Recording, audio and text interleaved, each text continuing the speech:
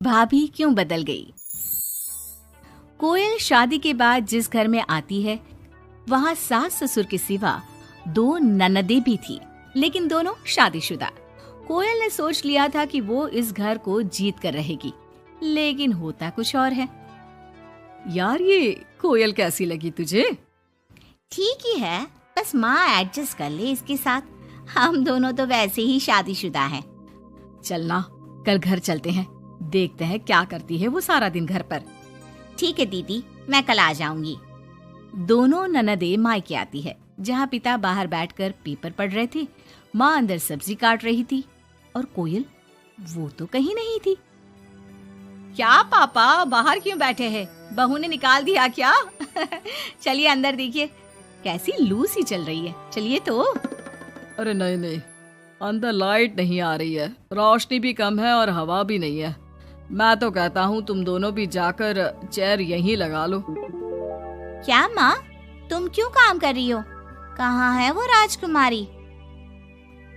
अरे सुबह से ही कोयल लगी है, मैंने अभी भेजा है जबरदस्ती कि जाओ जाकर लेट लो। पता नहीं क्यों इतना काम करती है। जब से आई है वक्त पर खाना पीना, वक्त पर दवाई, सब की जिम्मेदारी ले ली है उसने। वो तो हम भी कर रहे हैं ना माँ, अपने ससुराल में सभी को तो करना पड़ता है। उसमें वो नया क्या कर रही है? पापा के सफेद कपड़े कैसे पहले चमकते थे, अब देखो तो कितने मैले कुचैले लग रहे। कौन धोता है? धोती तो बहू ही है, लेकिन क्या करे बेचारी, मशीन ही खराब पड़ी है। सबके कपड़े हाथ से धोना, उसके भी तो मुलायम छोटे छोटे हाथ हैं। हाँ, और हम लोगों के हाथों में तो चक्का लगाए ना। अरे बस भी करो माँ। दोनों बहनें माँ बाप को काफी भड़काने की कोशिश करती, लेकिन कोई फायदा नहीं होता। पर कहते हैं ना, बेटी तो बेटी होती है उन लोगों के जाने के बाद। क्या बात है माँ जी, कोई आया था क्या? हाँ, वो तेरी दोनों ननदें आई थी। अरे तुम मुझे उठाया क्यों नहीं माँ? मैं भी मिल लेती ना दोनों दीदियों से। अरे ना बेटा, तभी तो तू सोने गई थी। मैंने उन लोगों को खाना बनाकर खिला दिया, चिंता ना कर। कोयल को सास की बात अच्छी लगती है। वो अंदर जाने लगती है कि सास उसे टोक देती है। बेटा, वो तेरे ससुर जी के कपड़े काफी मैले कुचैले लगते हैं, थोड़ा ठीक से धोया कर। हाँ जी माँ जी। कोयल सास को कुछ नहीं कहती, लेकिन रात में जब पति आता है तो कोयल उससे कहती है, सुनिए, पापा के घर के पहनने वाले कपड़े काफी पुराने हो गए हैं। मैंने कई बार उसे धोया, लेकिन उनमें चमक ही नहीं आती। अगर आप कुछ पैसे देते तो मैं पापा के लिए घर पहनने के लिए नए कपड़े लेकर आऊं। हाँ कोयल, क्यों नहीं, जरूर। अगले दिन कोयल खाना बनाकर बैठी ही होती है कि छोटी ननद आ जाती है। अरे नमस्ते दीदी, कैसी हैं? आइए बैठिए, मैं आपके लिए नींबू पानी बनाती हूँ। आपको अच्छा लगता है ना? वो माँ कहाँ है? कोयल को अजीब सा लगता है कि ननद ने उसे पूछा तक नहीं, ना ही नमस्ते किया। सामने से माँ आती है। माँ, वो मैं बाजार जा रही थी तो सोचा आपसे मिलती चलूं।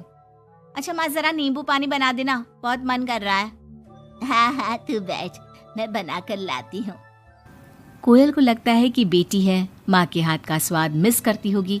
इसमें बुरा मानने वाली कोई बात नहीं है। दीदी, मैं भी बाजार जा रही हूँ, आपके साथ ही चलती हूँ। ननद भाभी दोनों मार्केट जाती है, जहाँ कोयल ससुर जी के लिए कपड़े लेती है। क्या जरूरत है भाभी, पापा को उनकी पसंद के कपड़े ले देती ना, उन्हें यहाँ पर लाकर। पर दीदी, पापा तो लुंगी ही पहनते हैं और एक ही डिजाइन की, तो इसमें पसंद नापसंद की क्या बात है? आपसे क्या बोलना। मार्केट में कोयल की किसी दुकानदार से बहस हो जाती है, लेकिन वो देखती है कि ननद उसका साथ देने के बजाय भीड़ का हिस्सा बनी खड़ी होती है, जैसे कि वो उसे जानती ही नहीं। कोयल घर आती है। अरे बेटा, क्या जरूरत थी नए कपड़ों की? पापा, मैंने ना आपके कपड़े धोने की काफी कोशिश की, लेकिन वो पुराने हो गए थे ना, इसलिए ऐसे मैले से लग रहे थे। सास भी समझ जाती है कि कोयल ने कपड़े धोने में मेहनत तो की ही होगी। एक रोज फिर दोनों ननदें आती है। कोयल अब दोनों ननदों को मनाने के लिए कोई ना कोई तरकीब निकालती है।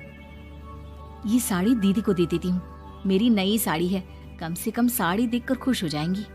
दीदी, ये साड़ी आप ले लीजिए। और छोटी दीदी, मैं आपकी पसंद की पालक पनीर बनाती हूँ, आप लोगों के आने से घर में कितना अच्छा लगता है ना। दोनों कुछ नहीं बोलती। अब तो जब भी दोनों ननदें घर आती, कोयल के सास ससुर को भी भड़काकर चली जाती, जिसके बाद से ही दोनों का रवैया कोयल के लिए कुछ दिनों के लिए बदल जाता। पता है कोयल, मेरी छोटी बेटी सास को घर में एक काम करने नहीं देती, सारा दिन बिठा के खिलाती है। कम से कम तुझे मेरा साथ तो मिला है, क्यों? कोयल कुछ नहीं कहती, लेकिन अब वो थक चुकी थी।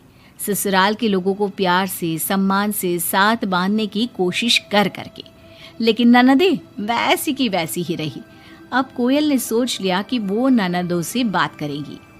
जब बड़ी ननद घर पर फोन करती है, हेलो हेलो कोयल, माँ को फोन देना। सभी को फोन लगा लिया लेकिन कोई उठा ही नहीं रहा। ओह, तभी आपने मेरे फोन पर फोन किया दीदी, और वो भी सीधे माँ से बात करने के लिए। क्यों, मैं नहीं हूँ क्या? या मेरा हालचाल पूछने की आप लोगों को जरूरत ही नहीं है, या मुझसे मतलब ही नहीं है? क्यों? अरे नहीं नहीं, ऐसा नहीं है, वो वक्त ही नहीं मिलता ना घर के कामों को लेकर। दूसरी ननद से भी कोयल बात करती है, लेकिन वो भी वक्त और काम थकान का रोना रोने लगती है। कोयल को लगता है कि शायद उसकी ननदों से बात करके उसे सब सॉल्व कर लिया, लेकिन ऐसा होता नहीं है। ननदों का व्यवहार वैसा का वैसा ही रहता है, जिसके बाद कोयल भी कुछ ठान लेती है। एक रोज छोटी ननद घर आती है। कोयल भी उसे नमस्ते करके कमरे में चली जाती है। ना ही उसकी पसंद का खाना पूछती है और ना ही चाय। बड़ी ननद को भी कोयल फोन करना छोड़ देती है, और ना ही उन लोगों के स्टेटस चेक करती है, ना ही उन लोगों के आने पर हालचाल पूछती है। दोनों ननदों को कोयल का बदला रूप अच्छा तो नहीं लगता। क्या बात है कोयल भाभी, आपको हमारा यहाँ घर आना अच्छा नहीं लगता क्या? लेकिन हम भी क्या करें, मायका है, माँ बाप है, तो आएंगे तो सही ना। वो काम है थोड़ा, मैं अपने कमरे में जा रही हूँ। जो भाभी ननदों के आगे पीछे लगी रहती थी, उन लोगों के खाने पीने से लेकर हर बात का ख्याल रखती थी, उसका बदला रूप दोनों ननदों को अखरने लगता है। क्या बात है कोयल, अब हम लोगों से बात भी ज्यादा नहीं करती, ना ही फोन करती है। वैसे तो आप लोग भी मुझे कभी नहीं पूछती थी ना, आती तो सीधा माँ के कमरे में। फोन में मुझे तब करती जब घर में किसी का फोन ना लगता हो, और करती भी तो सीधे माँ से बात करा दो। मेरे हाथ का ना खाना खाती, ना सीधे मुंह बात करती। तो मैंने भी अपनी दुनिया में जीना सीख लिया है। अब मैं मस्त हूँ और खुश हूँ। नमस्ते। ये बोलकर कोयल वहां से चली जाती है अपनी दुनिया में।